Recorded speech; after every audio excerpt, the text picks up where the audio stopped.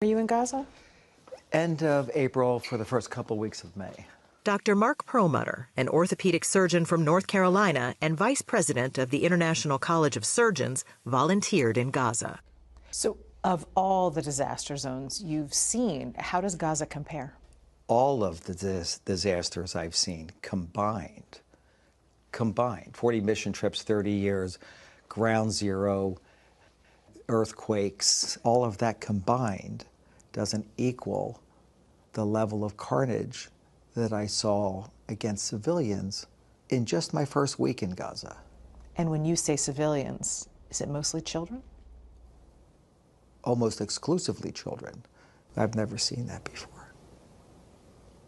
Never seen that. I've seen more incinerated children than I've ever seen in my entire life combined. I've seen more shredded children in just the first week. Shredded? Shredded. What do you mean? Missing body parts, being crushed by buildings, the greatest majority, or bomb explosions, the next greatest majority. We've taken shrapnel as big as my thumb out of 8-year-olds, and then there's sniper bullets. I have children that were shot twice. Wait, you're saying that children in Gaza are being shot by snipers? Definitively. I have 2 children that I have photographs of that were shot so perfectly in the chest I couldn't put my stethoscope over their heart more accurately, and directly on the side of the head in the same child. No toddler gets shot twice by mistake by the world's best sniper, and they're dead center shots.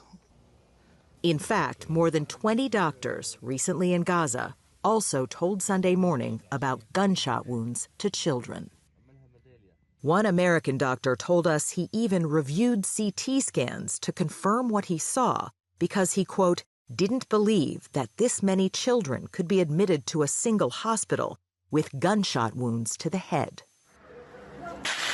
Some shootings have been captured on video. The Israel Defense Forces declined our requests for an on-camera interview. But in an email, a spokesperson told CBS News, quote, the IDF has never and will never deliberately target children, adding, quote, remaining in an active combat zone has inherent risks.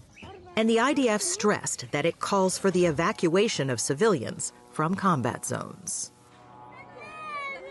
The UN reports that to date, more than 80% of Gaza's population has been displaced and the majority of its buildings destroyed. A reality which has taken its own toll on the well-being of children. What about the emotional wounds? How can you measure that? I can't measure my own. How do you be an orphan and watching your family, melted in front of you and shredded in front of you? How do you fix that? Ever fix that?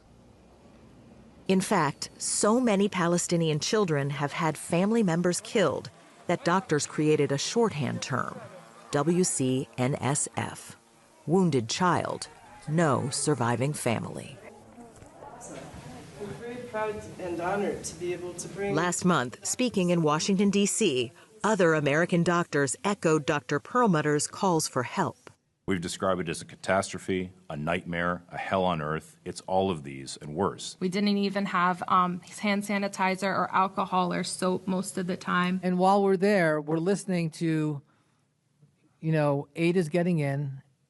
We're taking care of civilians. They're not being targeted. And yet we're witnessing a completely different story.